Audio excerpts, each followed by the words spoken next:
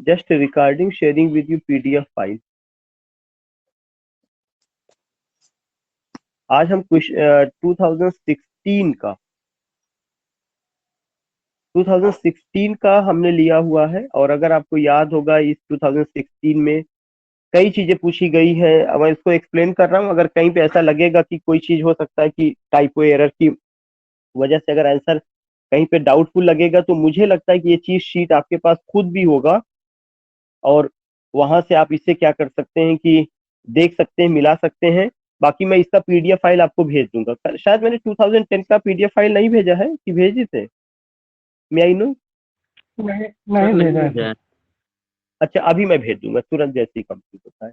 देखिए question number जो 2016 का PGT का लिटरेचर का जो पोर्शन है वही मैंने कवर किया है, कुछ वोकैब का मैंने लिया हुआ है। And under the banner of JS English literary society we are running this point means this particular test series. You will come to know the first question: which of the following expression does not appear in the introduction to tensions in memoriam। कह रहे हैं कि जो इन memoriam है, कल भी आपको याद होगा इन मेमोरियम से क्वेश्चन था जब 2010 का मैंने कराया था, तो उसमें भी इन मेमोरियम का सिंपल से क्वेश्चन पूछा गया था। इन मेमोरियम जो आपका है इसमें किसकी डेथ पर तो लिखा गया, तो that was Arthur Henry Hallam को लेकर। लेकिन यहाँ पे ये क्वेश्चन थोड़ा सा टिपिकल है और डीप स्टडी मांग रहा है। और डीप स्टडी क्या मांग रहा है कि इनमें से कौन सा एक्सप्रेशन इन मेमोरियम के इंट्रोडक्शन में आपको देखने को नहीं मिलता है। और वह चीज क्या है, you will come to know. उसमें जो है एक पार्टिकुलर चीज है कि let knowledge grow from more to more, कि नॉलेज को, क्योंकि अगर आपको याद हो कि Victorian age was the age of scientific development, it was the age of knowledge and specially with the writing of एक वर्क आया था origin of species Charles Darwin का, जो 1859 में आता है।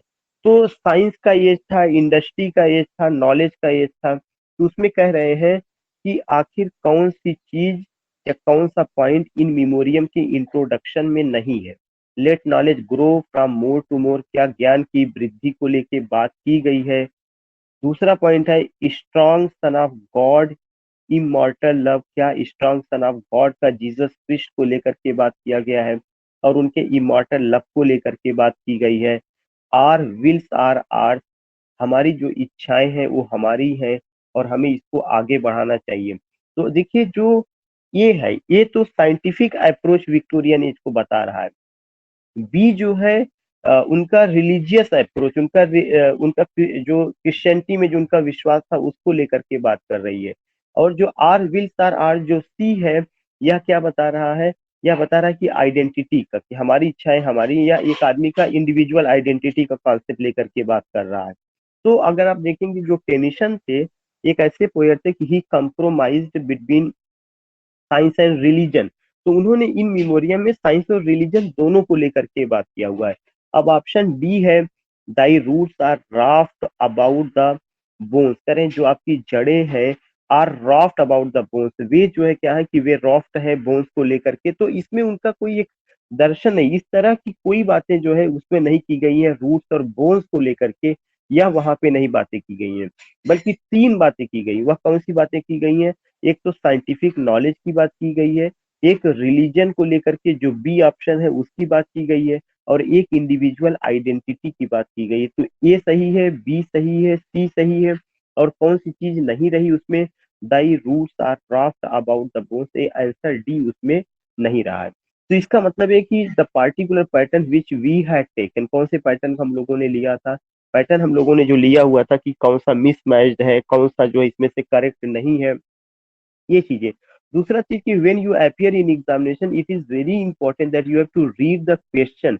समटाइम्स यू मिस की which of the following is not correct, तो नॉट उसमें छोड़ देते हैं और पढ़ लेते हैं which of the following is correct. तो वो जल्दबाजी में कुछ क्वेश्चन ऐसे भी लोग गलत करके आए हुए हैं। तो ये जरूर है कि उसको देखिए कि कौन सा इनमें सही नहीं है पूछ रहा है, या ये पूछ रहा है कौन सा इसमें सही है। क्वेश्चन नंबर 2 है there was a birth, certainly we had evidence and no doubt these lines are taken from, कह रहे हैं कि ये जो लाइन है कहाँ से ली गई है।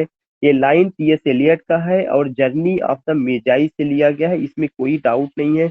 इसलिए कि टीएस एलियट का ये पोयम बड़ा पॉपुलर रहा है when we were doing post graduation, that time it was in our syllabus. और इसमें क्या कहा गया, देयर वाज एट बर्थ, जब जो जो आपका पिलग्रिम है, जब वो जर्नी पर जाता है, जर्नी में जाई एक जगह है, जब वहां पे वो जाता है तो उसको लगता है कि उस जगह पर पहुंचने के बाद उसका बर्थ होता है, और यह बर्थ कैसा स्पिरिचुअल बर्थ होता है, आध्यात्मिक रूप से उसका पुनर्जन्म होता है। इस चीज को लेकर के वो उसने बात किया है कि देयर वाज अ बर्थ, उसका कहीं ना कहीं पुनर्जन्म हुआ था, सर्टेनली निश्चित तौर पर।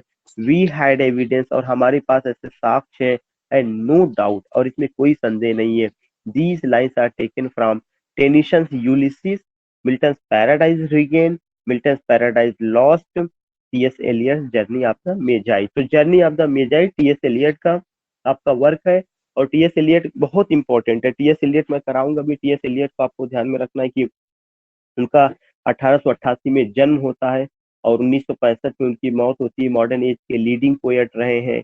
उनका क्रिटिकल एसे 3 रहा, tradition and the individual talent रहा है, मेटाफिजिकल पोएट्स रहा है, हैमलेट एंड हिज प्रॉब्लम रहा है, और वो एज अ ड्रामेटिस्ट भी बहुत फेमस रहे हैं। उनको क्रेडिट दिया जाता है टू रिवाइव पोएटिक प्ले। तो उनकी पोयम में जहां तक बात आती है, द वेस्टलैंड है, जीरोशन है, बर्ट नॉर्टन है, ट्राई साल्वेजेस है, so many things you find. उनमें से Journey to Magi, Journey of the Magi भी एक बहुत इंपॉर्टेंट पोयम रही है, जहां से इस लाइन को लिया गया है। तो क्वेश्चन नंबर 2। क्वेश्चन नंबर 3 है, which of the following lines is written by Walt Whitman, इनमें से कौन सा वॉल्ट विटमैन के द्वारा लिखा गया है। If anything is sacred human body is sacred, अगर कोई चीज पवित्र है तो इसका मतलब वह केवल एक ही चीज है, वह मानव शरीर है।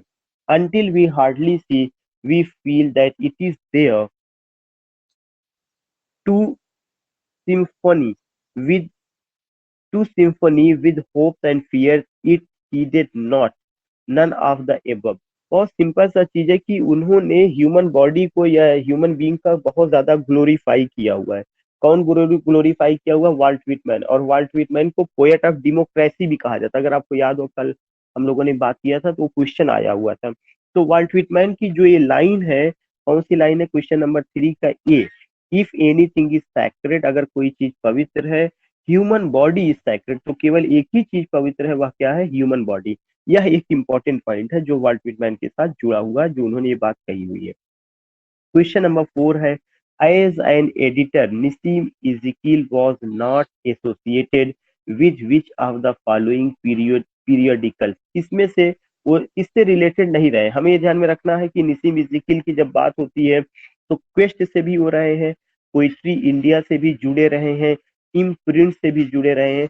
ओपिनियन नाम का कोई ऐसा जर्नल नहीं था जिससे कि निसीम इजिकिल जुड़े हों। तो Nissim Ezekiel as a poet, he was the part of Quest, poetry India से भी जुड़े थे, इम्प्रिंट से भी जुड़े थे, और वो किससे नहीं जुड़े थे, दी ओपिनियन नाम का कोई ऐसा जर्नल नहीं था जिससे वो जुड़े रहे। The following lines occur in which of the poem mention below, कौन सी लाइन है जो ये पोयम में आती है। यू फाइंड की लाइन सबसे पहले क्या है, to evil no important triumph one more than in life had never been begun. You find that कि क्या क्या चीजें कहा गया है कि the following lines occur in which of the poem mention below, to evil, जो चीज बुरी है, नो इम्पोर्टेंट ट्रिम्फ, कोई भी महत्वपूर्ण सफलता वन मोर नहीं दिला सकती। अगर कोई चीज बुरी है तो कोई भी महत्वपूर्ण सफलता वन मोर उसको नहीं जी सकती। Than if life had never been begun, अगर हमने जीवन में अच्छा नहीं शुरू किया या जीवन में अच्छी चीजें नहीं रही हैं तो कोई भी बुरी चीज जो है सफलता नहीं दिला सकती, या अगर मिल भी गई तो वह लॉन्ग टाइम के लिए नहीं होगा। तो ये चीज जो है उसमें कहा कि कौन सी पोयम है, वेंडिंग मेंडिंग वॉल है, वन सेल्फ आई सिंग है, डिजाइन है, देन आंसेट है, एंड यू फाइंड दैट की जो आंसर है वो आपका क्या है, क्वेश्चन 5 का डी, देन आंसेट।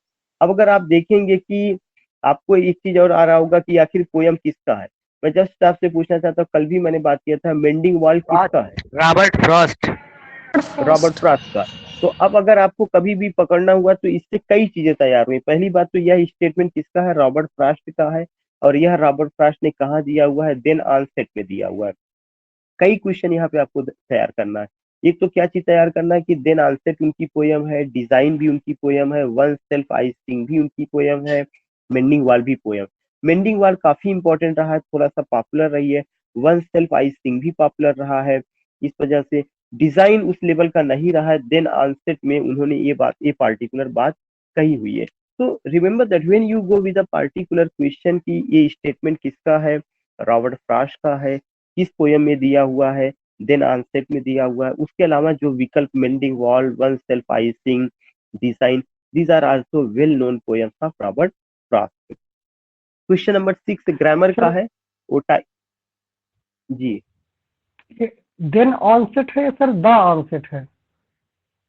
देखिए हो सकता है कि द आंसर रहा हो, मैं द आंसर ही एक इम्पोर्टेंट, अगर आर्टिकल के पॉइंट ऑफ व्यू से देखा जाए तो द आंसर ही यह एक पार्टिकुलर मतलब करेक्ट कहा जा सकता है।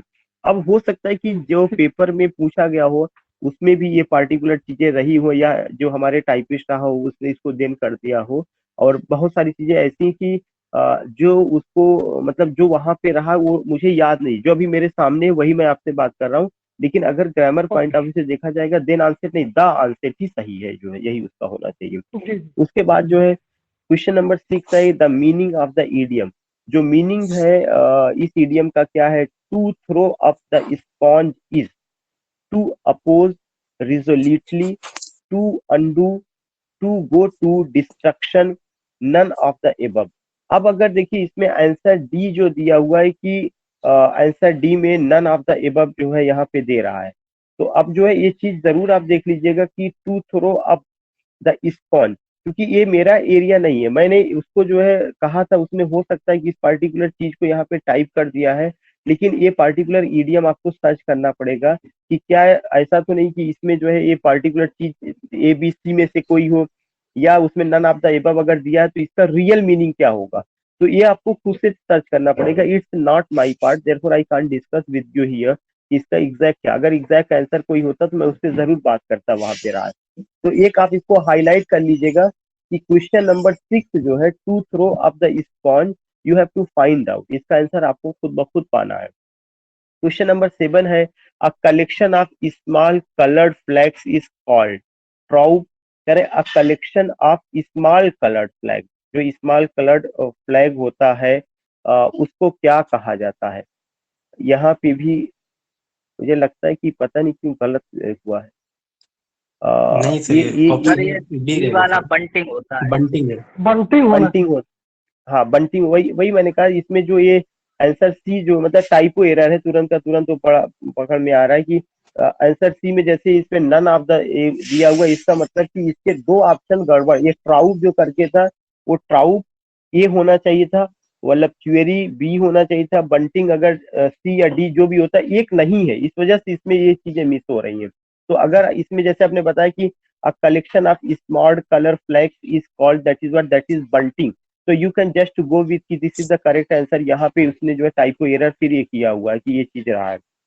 नाउ क्वेश्चन नंबर 8 है द टच स्टोन मेथड। ये बहुत सिंपल सा है, कई बार जब लिटरेचर का चीजें आती है वो नॉक करने लगती हैं कि जो टच स्टोन मेथड है एक किसका देना है, touch stone method a concept given by whom, given by Matthew Arnold. तो इसमें कोई डाउट नहीं कि the touch stone method is given by whom, it was given by Matthew Arnold ने टच स्टोन मेथड को दिया हुआ था।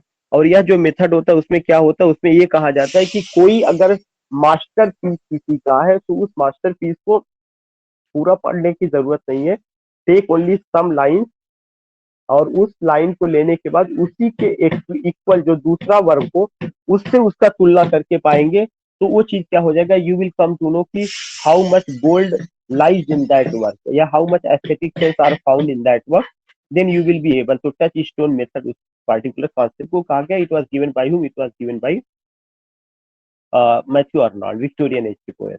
क्वेश्चन नंबर 9 है कि Nissim Ezekiel was awarded the Sahitya Akademi award for his poetry collection. Time to change the exact name, Hymns in the Darkness.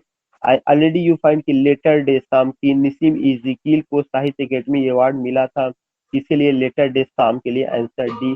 तो इन this way you find कि time to change भी उनका, अब इसके कई चीजें हमें पता चल जा रही है कि time to change a b collection of the poem Nissim Ezekiel का है, द एग्जैक्ट नेम भी उन्हीं का है, हिम्स इन डार्कनेस भी उन्हीं का है, और लेटर डे साम्स के लिए ये भी उन्हीं का है, but he found Sahitya Akademi award for latter day psalms. तो यू फाइंड की क्वेश्चन नंबर 9 में, क्वेश्चन नंबर 10 में ये बातें की गई हैं, वही फिर चीजें होगा कि इन पार्टिकुलर चीज में आपको भी अपनी तरफ से चेक करना पड़ेगा, लेकिन फिर भी मैं डायरेक्ट क्वेश्चन पढ़ रहा हूँ, जो उसका आंसर है वही बताऊंगा, सारे पे नहीं जाऊंगा।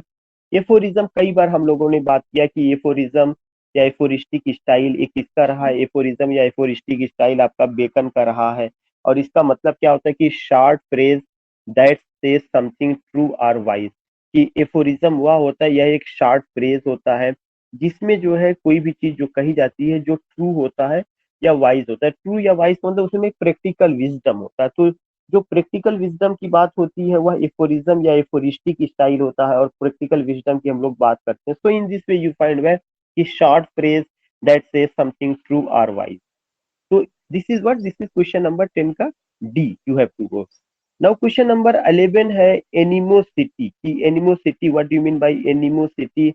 So already you are getting the answer, animosity is strong feeling of hatred, मतलब बहुत ज्यादा किसी के साथ शत्रुता की जो फीलिंग होती है उस पार्टिकुलर सिचुएशन को एनिमोसिटी कहा जाता है। But again I would like to say कि just I am telling you कि ये जल्दी कवर हो जाए, but you can recheck it if you want to recheck it, तो आप उसको कर सकते हैं, लेकिन वो क्लियर बता रहा है कि हाँ एफोरिज्म का डी ही सही है, एनिमोसिटी का आपका ई ही सही है, क्योंकि एनिमोसिटी में जो है क्या होता है, एक हैट्रेड फीलिंग होती है, तो स्ट्रांग फीलिंग ऑफ हैट्रेड वो चीज एनिमोसिटी है।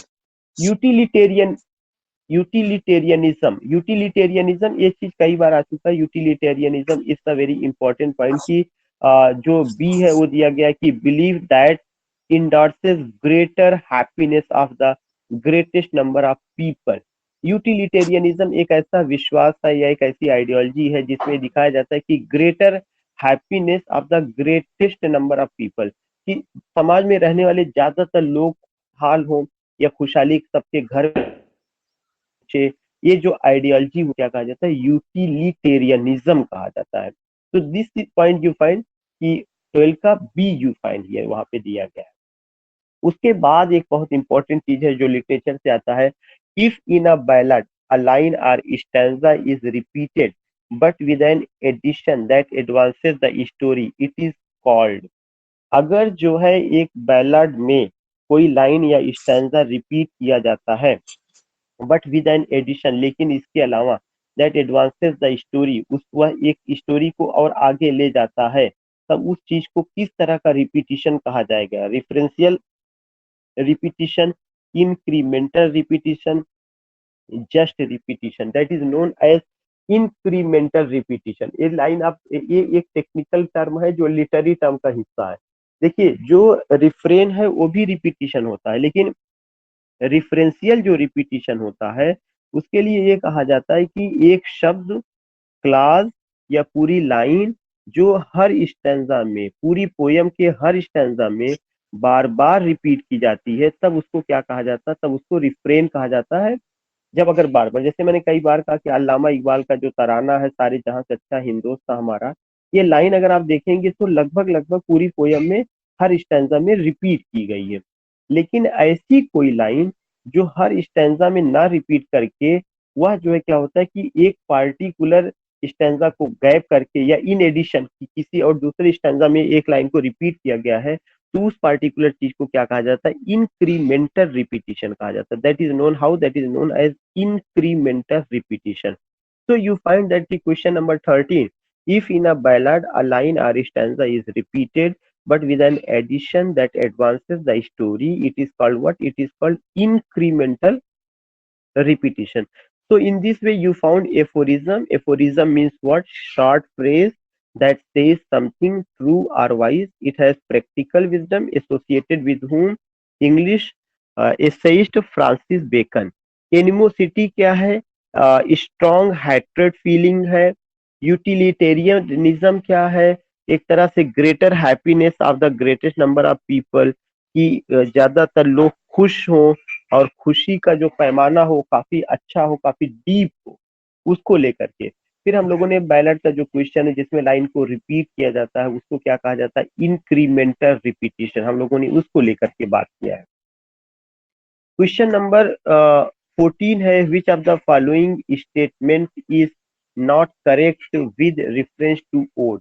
इनमें से कौन सा एक ऐसा है जो ओड को लेकर के सही नहीं है। अगर आप देखेंगे कि पहला है कि पिंडर्स ओड्स आर इनकोमियास्टिक, जो पिंडर के ओड है वह जो है इनकोमियास्टिक है। अगर आपको याद होगा मैंने आपको बताया भी था कि इनकोमियास्टिक टर्म को मैंने अलग से एक्सप्लेन किया था। Encomiastic is the term that is written in praise of someone, जो किसी की प्रशंसा में जो चीजें लिखी जाती हैं, किसी की तारीफ में ऐसा ओड, उसको क्या कहा गया था, इनकोमियास्टिक कहा गया था। तो ये किसकी खासियत होती है, पिंडर के ओड की खासियत होती है। Pindar's odes are encomiastic in contrast to the passion, visionary, boldness and formal language of Pindar's ode, many Horatian odes are calm, meditative and colloquial। कह रहे हैं कि अगर आप देखेंगे कि अगर यहाँ जाएगी क्या बात की जाती है कि जो जो पिंडर का ओड रहा है in contrast of the passion, passion को लेकर, विजनरी को लेकर, बोल्डनेस को लेकर, फॉर्मल लैंग्वेज को लेकर के जो पिंडर को ओड है उसकी तुलना में होरेशन की ओड क्या है, काम है, मेडिटेटिव एंड कोलोकियल है। ये भी वो रहा है। अब अगर देखा जाए ये पॉइंट हम लोग कितना भी पढ़े हुए थे, लेकिन बी वाला पॉइंट हम लोगों ने कभी भी नहीं डिस्कस किया था ओड को लेकर के। Even many times I had got but I discuss, उसको हम लोगों ने नहीं डिस्कस किया था। तो ये एक पॉइंट और है कि पैशन को लेकर, विजनरी को लेकर, बोल्डनेस को लेकर और लैंग्वेज को लेकर के जो पिंडर्स ओड है वो ज्यादा जो है इम्प्रेसिव है, और उसकी तुलना में जो होरेशन ओड है वो काम है, मेडिटेटिव है और कोलिकियल है। फिर आगे दे रहे हैं कि the irregular ode was introduced by Thomas Gray. फिर उसके बाद दे रहे हैं कि Pindaric odes were written to praise, जो पिंडारिक ओड है और लिखा गया था प्रेज को लेकर के एंड ग्लोरीफाई समवन। देखिए यही चीज जो ए है और जो डी है, ए और डी ये दोनों एक ही चीज है, अलग नहीं। अगर आपको याद होगा अभी मैंने इनकोमियास्टिक को लेकर के मैंने एक्सप्लेन किया था कि इनकोमियास्टिक एक ऐसा वर्ड है written to praise and glorify someone, तो वो जो पहला ऑप्शन ए दिया गया है उसी इनकोमियास्टिक को डी में एक्सप्लेन कर दिया गया है, अलग से उन्होंने नहीं दिया है। अब सवाल ये उठता है कि जो इरेगुलर ओड है it was not introduced by Thomas grey, Thomas Gray ने इरेगुलर ओड को नहीं। मैं आपसे जानना चाहता हूँ, मैंने आप लोगों को पढ़ाया था इरेगुलर ओड को किसने जो किया हुआ था, Cowley sir Cowley Thomas Cowley. या काउले ने, और रेगुलर ओड को अब्राहम किसने किया था, अब्राहम काउले। हाँ मतलब और रेगुलर ओड को किसने किया था, sir Horatian, Ben Jonson. Pindar. Ben Jonson. बात देखिए बेन दोनों लोग जॉनसन ने सही है सर जो, फर्स्ट टाइम यूज किया हाँ था सर।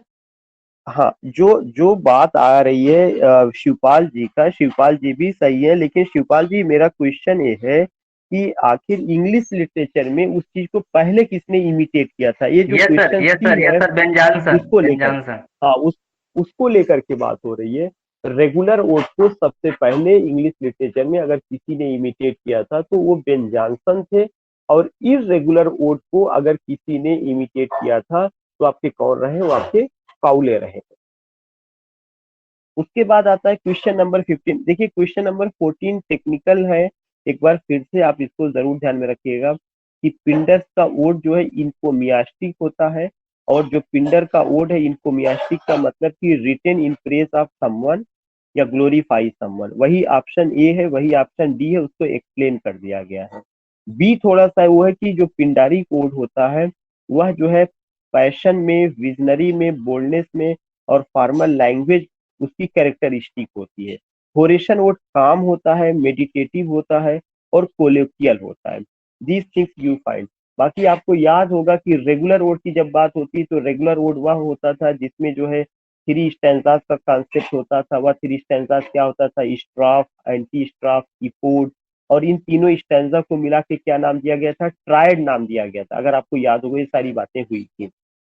और फिर एक क्वेश्चन आ रहा है कि रेगुलर रोड को सबसे पहले किसने इमिटेट किया और इरेगुलर रोड को किसने इमिटेट किया। तो ये सारी बातें हो गई कि रेगुलर रोड को बेन जॉनसन ने इमिटेट किया है, इरेगुलर रूट को काउले ने इमिटेट किया। This things you find. Question number 15 है, which work of Wordsworth has been called the fine flower of 18th century meditative poetry?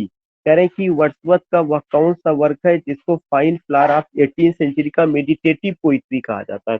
Remember that कि हम लोगों ने चिंतन अबे को कई बार पढ़ाया गया था, कई बार बात किया गया था, बट यू डोंट फाइंड कि ये जो है चिंतन अबे में ये इस पे हम लोगों ने बात किया हो। क्योंकि एक देखिए एक बहुत इंपॉर्टेंट चीज है कि जो चिंतन अबे है वह आपका कब आता है, वह आपका 1798 में पब्लिश होता है। इसको पकड़ने का एक तरीका एक ये है कि ये 1798 में पब्लिश होता है। इमॉर्टैलिटी ओड 1807 में आया हुआ है। लिरिकल बैलार्ड आपका कब आया हुआ था, 1897 में आया हुआ है। तो अगर लिरिकल बैलार्ड को देखा जाए तो लिरिकल बैलार्ड को हम लोगों ने कई उसमें मतलब पढ़ा था, लेकिन ये स्टेटमेंट नहीं पाया गया था कि the fine flower of 18th century meditative poetry को लेकर के बात नहीं की गई थी।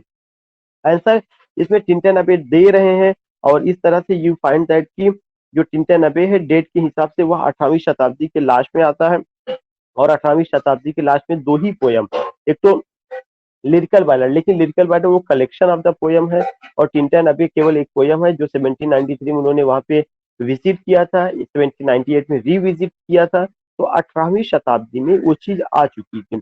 उसके अलावा जो पब्लिश हुआ वो 19th सेंचुरी का हिस्सा। और क्वेश्चन यहाँ पे क्या बात कर रहे हैं कि 18th सेंचुरी, क्योंकि which work of Wordsworth has been called the fine flower of 18th century, then the answer is what, then the answer is Tintern Abbey. But regarding Tintin Abbey, even we had gone, we didn't find this particular statement or point। ये अगर आया भी कहीं पे होगा तो it's slipped, we don't know. लेकिन यहाँ पे एक अच्छा चीज उन्होंने बात किया हुआ क्वेश्चन 15 को लेकर। What was the name of the Greek tragedy written by Matthew Arnold? कह रहे हैं कि मैथ्यू अर्नोल्ड ने जो ग्रीक ट्रेजिडी लिखा था एक उसका नाम क्या था। बहुत इंपॉर्टेंट क्वेश्चन है, इसको लेकर के एक लोगों ने कॉल भी किया था कि he didn't find that particular thing, but in that book he find कि मीरॉप, जो मीरॉप है यह इनका एक ट्रेजिडी है, किसका, मैथ्यू अर्नोल्ड का। तो मैथ्यू अर्नोल्ड ने एक ट्रेजिडी लिखा था जिसका नाम मीरॉप है। तो उसमें कोई ऐसा नहीं, बाकी हमें पता है कि सोहराब एंड रुस्तम उनका लॉन्ग नैरेटिव पोयम है, हाइरिसिस उनका एलिजी है और माइसेरिनस ये भी उनका पोयम ही होगा। I don't know about Mycerinus, but Merope एकदम करेक्ट है, उसमें कोई नहीं है। यह उनका केवल क्या रहा है, यह उनका एक ट्रेजिडी था जो ग्रीक पैटर्न पर उन्होंने लिखा हुआ था।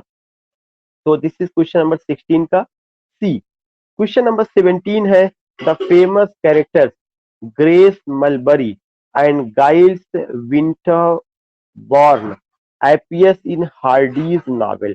कह रहे हैं कि ये जो फेमस कैरेक्टर हैं Grace Melbury and Giles Winterborne appears in Hardy's novel, ये हार्डी की नॉवेल में किसमें आते हैं? The return of the native, the Woodlanders, Jude the obscure, under the greenwood tree. Then you find the option is 17 का B, the Woodlanders. तो remember that कि when you go with Hardy, तो Hardy का जो novel है खासकर जूड the obscure हो गया, the return of the native हो गया, मेरा टेस्ट ऑफ ब्रिज हो गया और इसके अलावा टेस्ट ऑफ द डी अर्बवाइज हो गया। इन सबके कैरेक्टर्स को आप देख ले, चूंकि even you know it very well कि we have how many days, hardly we have I think कि 4 डेज। 17 को पेपर है ना सर 18 को है, 18 को पेपर है, तो hardly we have 4 or 5 days and within 4 or 5 days we have to do so many things. तो मेरा कहने मतलब है कि अगर आपके पास समय होगा तो एक बार किताब को टर्न करके हार्डी के जितने नॉवेल हैं जो उसमें मेंशन किया गया है उसको एक बार कैरेक्टर आप जरूर देख लीजिएगा, तो you will get some more question Hardy से रिलेटेड वहां से पाएंगे। तो हियर यू फाइंड व्हाट की the return of the native भी उनका नाम है, द वुडलैंडर्स भी है, जूड द ऑब्स्क्योर भी है, under the greenwood tree भी उनका है। और अभी हम लोगों ने बात किया था under the greenwood tree का जो टाइटल है कहाँ से लिया गया, मतलब उसके पहले जो क्वेश्चन आया हुआ था। तो इन दिस वे यू फाइंड कि ये जो कैरेक्टर है ग्रेस मिलबरी एंड गाइल्स विटन विंटरबाउंड, ये दोनों कैरेक्टर कहाँ से आए हुए हैं? ये आपका जो है द वुडलैंडर्स से। The protagonist writes a letter of confession but it gets lost under the carpet only to be found on the wedding day. Who is the protagonist? कह रहे हैं कि प्रोटेगनिस्ट एक लेटर लिखता है अपनी गलती को स्वीकार करते हुए, बट इट गेट्स लॉस्ट, लेकिन यह कहीं गुम हो जाता अंडर द कारपेट के नीचे, only to be found on the wedding day, और वह जो है वेडिंग डे को ही मिलता है। Who is the protagonist? वह प्रोटेगनिस्ट कौन है? वी नो इट वेरिएबल टेस्ट का है। ये क्वेश्चन कहाँ से पूछा गया? Tess of the D'Urbervilles से पूछा गया है। तो ये क्वेश्चन कहाँ का है? टेस्ट का है। और यहाँ पे देखिए, जब आप इस तरह के क्वेश्चन देख रहे हैं तो ये भी ध्यान में रखना है कि बातसेबा कैरेक्टर है। किसका कैरेक्टर है? बातसेबा ये आपका हार्डी का कैरेक्टर है, और जो बातसेबा है ये far from the madding crowd की लीडिंग कैरेक्टर, उसकी हीरोइन है बातसेबा।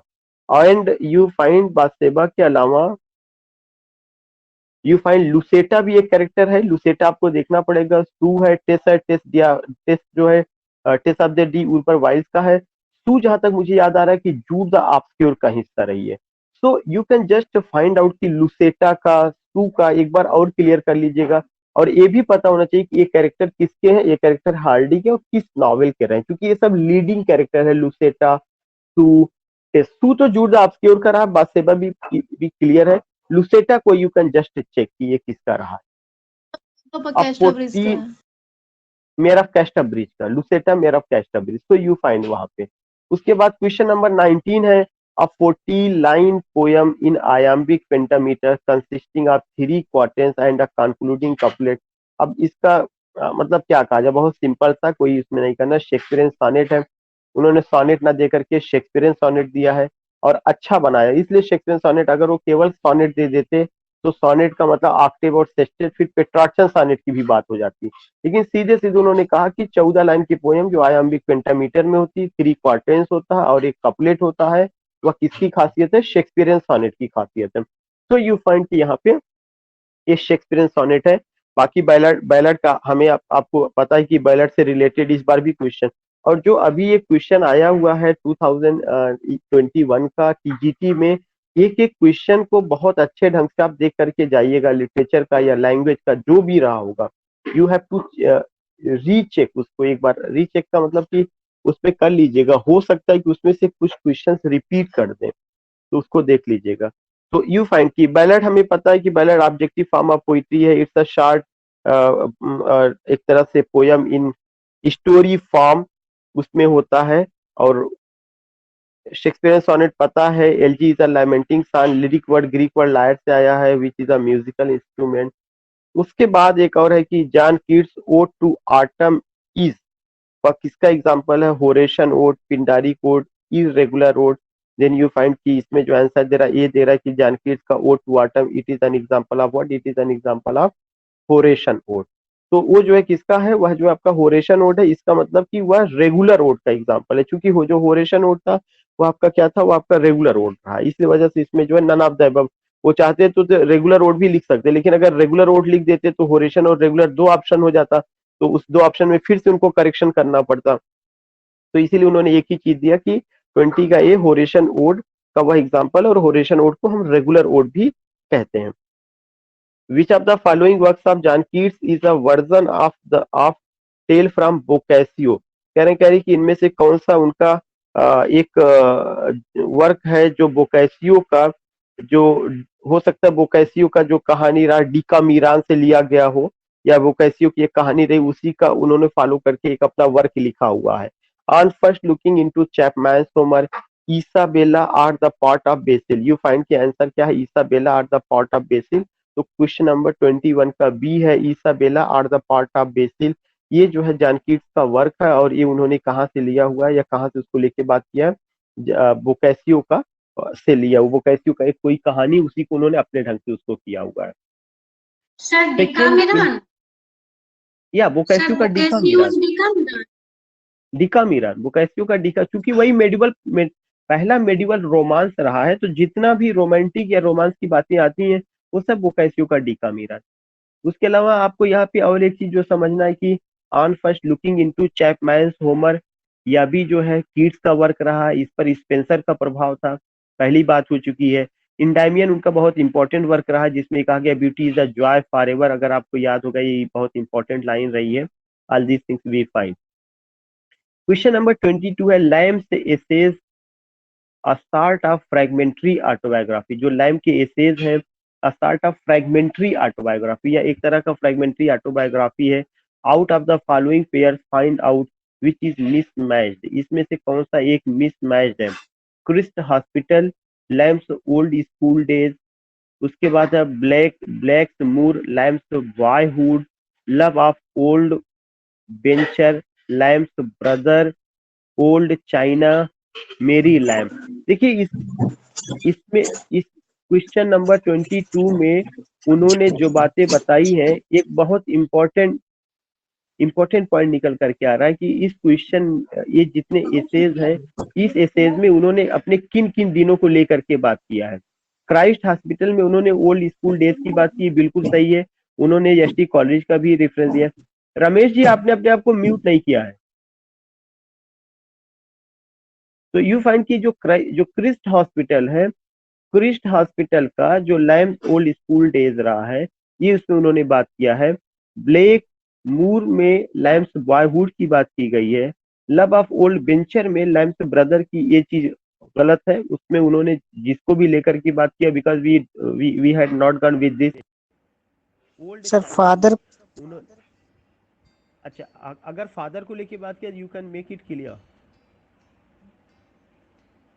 मैडम बता रही कि उन्होंने अपने फादर को लेके बात किया हुआ, इसका मतलब कि जो सॉल्व पेपर रहा होगा उसमें एक्सप्लेन किया गया होगा, तो उन्होंने उसको फादर को लेके बात किया. You can note down here.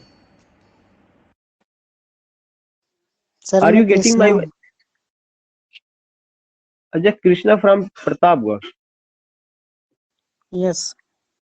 अच्छा, ओके ओके. तो यू आर गेटिंग कि Blakesmoor Lamb's boy, love of old bachelor, इसमें उन्होंने फादर को लेके बात किया. ओल्ड चाइना में मेरी लैम को लेकर के बात किया. All these things you find. Find out the figure of speech in he received a mortal wound. Synecdoche, transferred epithet, metonymy, litotes. अब उसके बाद देखिए कि यहाँ पे एक चीज है कि जब इसमें ट्रांसफर्ड एपिथेट दे रहा है, तो एक चीज मैंने बताया था कि उसमें क्या चीजें होती हैं कि जो उन्होंने ऑप्शन दिया हुआ है, तो मैं कहाँ से या उसमें आ रहा है कि find out the figure of speech he received a mortal wound. उन्होंने क्या किया? मार्टल वुंड को जो है रिसीव किया. तो सवाल ये उठता है कि जो ही है, क्या ही ने अपनी किसी चीज को ट्रांसफर किया है? अगर आप देखेंगे तो ही जो है क्या कर रहा है, ही ने कहीं ना कहीं ट्रांसफरिंग आपको कहाँ पे नजर आ रहा है? सिंपल सी बात है कि मार्टल वुंड में ही तो मार्टल होता ही है, लेकिन उसने कहा कि ही रिसीव्ड, ही ने रिसीव किया. क्या रिसीव किया? मॉर्टल वुंड. एक ऐसा वुंड रिसीव किया जो मॉर्टल रहा है, जो मतलब एक ऐसा घाव जो कि यू कैन से कि यहाँ पे घाव के सेंस में नहीं है, बल्कि वो एक तरह से पेन के सेंस में है, या उसने अपनी जो है पेन को मॉर्टल वुंड के रूप में देखने की कोशिश किया हुआ, उसको ट्रांसफर किया हुआ है. देन यू फाइंड कि this particular thing that is the transferred epithet. Which of the following spelling rules is incorrect. ये चीजें भाई स्पेलिंग रूल्स वगैरह का आप देखिएगा, उसमें मुझे नहीं लगता कि which of the following spelling rules is incorrect? If the accent does fall on the last syllable, the consonant is doubled. If the final consonant is I, it is always doubled with only one exception. Short monosyllable never double their final consonant. When followed by ing, the e is always dropped. ये answer B इसमें दे रहे हैं. कैसा है, क्या है, I can't tell you, क्योंकि ये पूरा का पूरा मार्फोलॉजी का हिस्सा है, लिंग्विस्टिक का हिस्सा है कि असेंट अनअसेंट का. मीटर का तो पार्ट होता है, लेकिन मीटर में तो एक चीज हम लोगों ने बताया था कि इस तरह से करने से इस तरह से रटा जा सकता है. लेकिन क्वेश्चन नंबर 24 में मैं कोई नियम कानून नहीं बता सकता, because I don't have any expertise in that field. Question number 25 है, to take the bull by horns means. कह रहे हैं कि to take the bull by horns means इसका क्या है? Face a difficulty with less confidence, run away from difficulty, put the bulls horns, face a difficulty boldly. तो simple सा चीज है, उससे भी लग रहा है कि to take the bull by horns it means that word कि फेस अ डिफिकल्टी बोल्डली. कोई भी डिफिकल्ट सिचुएशन आता है तो बोल्डली फेस करना है. क्वेश्चन नंबर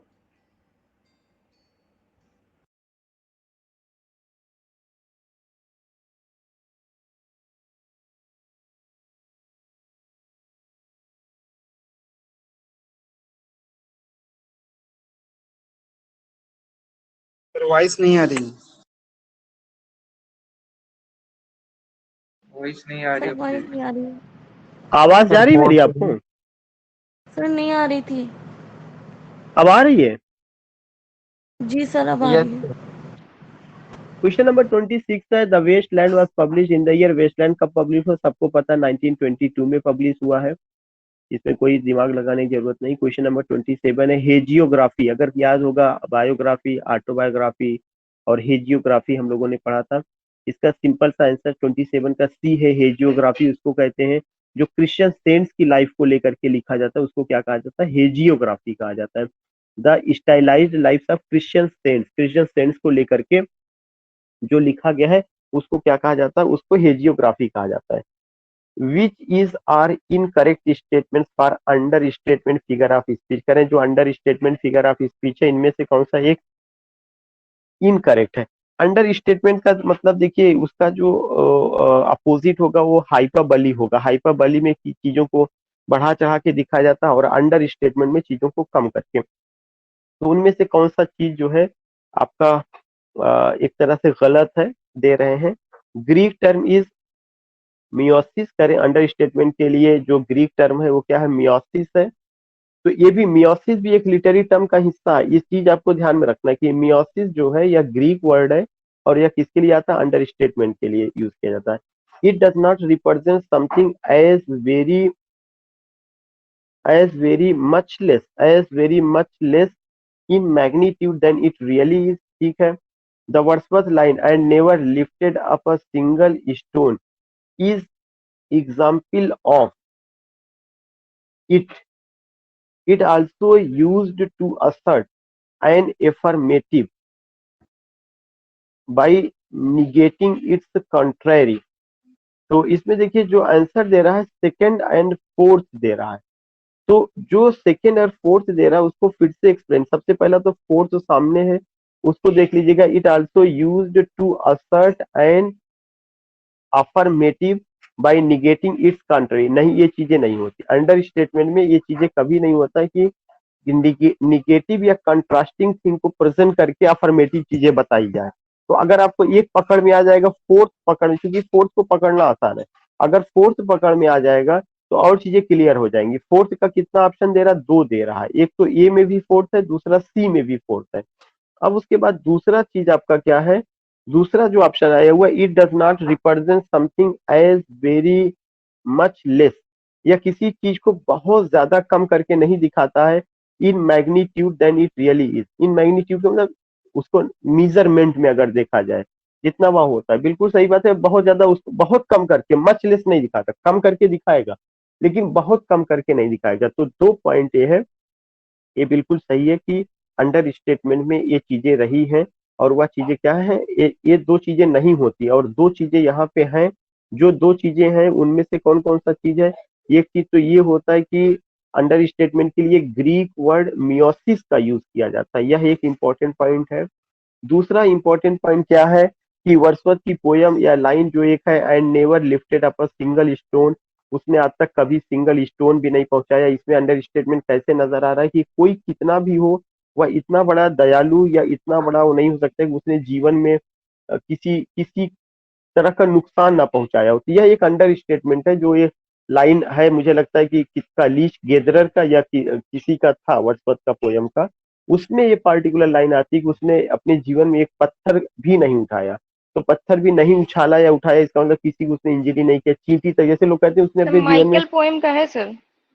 माइकल का, पोएम या का माइकल, हाँ माइकल का ही शायद सब टाइटल लीच गेदरर है।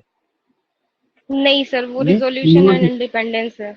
रिजोल्यूशन एंड इंडिपेंडेंस, या एग्जैक्टली रिजोल्यूशन एंड इंडिपेंडेंस। ये जो लाइन है माइकल का है, या एग्जैक्टली माइकल का है। And you will come to know कि जो ये माइकल पोयम है उसमें जो है जिस तरह से माइकल के कैरेक्टर को बताया गया है कि इनोसेंट है, जेंटिल है, never lifted a single you can say कि स्टोन। तो ये जब बातें होती हैं तो ये लगता है कि वहां अंडर स्टेटमेंट की बात हो रही। तो दो करेक्ट है, दो रॉन्ग है। जो दोनों करेक्ट है वो ध्यान में रखना है, जो दोनों रॉन्ग है वो ध्यान में रखना है। हु वाज डिस्क्राइब पोएट सबको पता है। Poet poet who was described poet. अच्छा, आप 19th सेंचुरी का दे रहा, मुझे दिमाग में देखिए यही होता है कि ओवर कॉन्फिडेंस। 19th सेंचुरी का पोएट किसको कहा गया है? विलियम वर्ड्सवर्थ को कहा गया है। अगर यही केवल टाइटल आता कि हु वाज डिस्क्राइब्ड पोएट तो सिंपल सा वो आंसर किसको जाता? आपका जो है स्पेंसर को जाता, और वो टाइटल किसने दिया था? चार्ल्स लैम ने दिया था। लेकिन ये 19th सेंचुरी का कि 19th सेंचुरी में ये चीज पोएट किसको कहा जाता है? 19th सेंचुरी का पोएट विलियम वर्ड्सवर्थ को कहा जाता है। About commission whom- sir PB Shelley को माना है। एक जगह जॉन कीट्स भी आ रहा है सर एक बुक में। नहीं पीबी देखिए, शैली को सर अगर कमीशन पीबी शैली को देखिए, माना है सर अभी। नहीं, सबसे सबसे बड़ा चीज ये है कि कमीशन ने अगर पीबी शैली को माना है तो क्या देखिए कि क्या उसमें करेक्शन भी किया था या नहीं किया था। इसलिए पीबी शैली को कहीं से भी नहीं माना जा सकता, ना जॉन कीट्स को माना जा सकता, क्योंकि वो लोग ओल्डर जनरेशन के थे और शेक्सपियर और वर्ड्सवर्थ से बड़ी बड़ी शख्सियत नहीं थे। पोएट का दर्जा उसी को दिया जाएगा जो उस समय के पोएट्स रहे हो और जिनका वर्क जो है बहुत बड़ा रहा हो और जिनके नाम पर ये कीजिए रहा हो कि यार रियली ही कॉन्ट्रीब्यूटेड। जैसे उस एज में कई पोएट्स आते हैं, लेकिन जो वर्ड्सवर्थ का कॉन्सेप्ट रहा है, जो वर्ड्सवर्थ ने पोइट्री में जो चीजों को लाया, इनोवेशन खासकर नियो क्लासिकल पोइट्री के खिलाफ, वो उनके अलावा और कोई नहीं लाया। तो जो करेक्ट आंसर है इसमें कोई डाउट नहीं है कि पोएट जो 19th सेंचुरी का अगर कोई होगा तो विलियम वर्ड्सवर्थ, क्योंकि एसटी कॉलेज और वर्ड्सवर्थ ने मिल करके एक नई तरह की पोइट्री को कंपोज करना शुरू किया, इसलिए उनको ये कहा जाता है और उसमें सीधे क्रेडिट वर्ड्सवर्थ को जाएगा। अगर आयोग ने आपको माना, मैं बार बार ये कहता हूँ कि अगर आयोग ने माना है पीबी शैली को, आप कंफर्म अगर हैं तो भाई जिस आयोग में आप पेपर देने आईपीआर होने जा रहे हैं आप उसी के आंसर के साथ जाइए। लेकिन अगर आप करेक्शन की मुझसे बात करेंगे तो I will stand with my own view कि विलियम वर्ड्सवर्थ के अलावा ये क्रेडिट किसी को नहीं दिया जा सकता, क्योंकि पोएट एक ऐसा फ्रेज है जो उस समय के जितने भी कवि हैं उनमें से महान कवियों का कवि किसे कहा जा सकता है। तो एक तो जो है आपका एलिजाबेथन एज में एडमंड स्पेंसर को और रोमांटिक एज में 19th सेंचुरी में वर्ड्सवर्थ को ही कहा जाएगा। अबाउट हुम Arnold right in his poem, किसके बारे में अर्नोल्ड लिखते हैं मेमोरियल वर्सेस में? ही लेड अस एज वी ले at birth on the cool Phulari lap of birth. अगर याद होगा ये 2010 का क्वेश्चन अभी कल हम लोगों ने डिस्कस किया था, 2010 क्वेश्चन ये रिपीट किया गया है, वहां पर भी हम लोगों ने बात किया था कि ये किसको लेकर के वो रहा है। सर आपकी वॉइस नहीं आ रही है। मैंने कहा कि क्वेश्चन नंबर जो 30 है ये 2010 का क्वेश्चन है और ये रिपीट किया गया है। अगर याद होगा हम लोगों ने इसको डिस्कस किया था और ये विलियम वर्ड्सवर्थ के लिए यहाँ पर आया हुआ है। क्वेश्चन नंबर 31 है, which novelist created a fictional Mississippi country Yoknapatawpha country in his novel? We all know it very well कि ये फॉकनर से रिलेटेड है, ये कई बार पूछा जा चुका है। मिसिसिपी कंट्री योकनापाथावे किससे रिलेटेड? विलियम फॉकनर से रिलेटेड है। C.S. Eliot's critical notion dissociation of sensibility and objective correlative were derived from, इसको कहाँ से लिया गया है? इटालियन पोएट से लिया गया है, जर्मन क्रिटिक से लिया गया है, फ्रेंच राइटर से लिया गया है? No, not at all. अगर आपको याद होगा कि ये उनका जो कॉन्सेप्ट था डिसोसिएशन ऑफ सेंसिबिलिटी और साथ ही साथ जो ऑब्जेक्टिव कोरिलेटिव रहा है, ये हैमलेट एंड हिज प्रॉब्लम में आया हुआ था। और ऑब्जेक्टिव कोरिलेटिव जो है, जो अमेरिकन पेंटर एलन वाशिंगटन करके, यह उनका कॉन्सेप्ट ऑब्जेक्टिव कोरिलेटिव। और dissociation of sensibility metaphysical poetry से लिया गया है। तो ये कहीं से नहीं कहा जा सकता कि ये इटालियन का है, जर्मन का है या फ्रेंच का है, इंग्लिश का है। Association of sensibility, dissociation of sensibility तो इंग्लिश कॉन्सेप्ट है ना, जो आपको मेटाफिजिकल पोएट्स में देखने को मिलता है। एलिजाबेथन पोएट में वहां पे यूनिफिकेशन ऑफ सेंसिबिलिटी है और उसी को उन्होंने एसोसिएशन और डिसोसिएशन के नाम से बात किया हुआ। और ऑब्जेक्टिव कोरिलेटिव एक फ्रेज है जहां पे उन्होंने बताया कि Hamlet as an artistic failure को लेकर के बात किया है और इसको यूज करने वाले अमेरिकन पेंटर एलन वाशिंगटन करके थे। तो इस तरह से चीजें थी। So today I have taken 32 questions and in the evening I will go the remaining question। इतना चीजें रही है, बाकी जो है we will meet in the evening 5:30 बजे, उसमें मिलेंगे कुछ और चीजों एक्सक्यूज मी सर, इवनिंग में सर एक टाइम इसको कराइए सर, इवनिंग में सर कोई राइटर को भी डिस्कस करिए सर। ठीक है, राइटर को किया जा सकता है, लेकिन मुझे ऐसा लगता है कि इतना समय कम है कि अब राइटर को चीजें हो सकती है। मैं जो है चाह रहा था कि लास्ट ईयर के जितने क्वेश्चंस हैं उन सबको एक बार अगर रिपीट कर लेते तो शायद मुझे लगता है कि बहुत सारी चीजें हो जाती। और जहां तक राइटर की बात है, राइटर राइटर को कराया जा सकता है, लेकिन एक राइटर को अगर आप पकड़ेंगे तो एक दिन में होना नहीं है। और उसके पेजेस आप खुद से पलट करके बहुत सारी चीजें आप देख सकते हैं।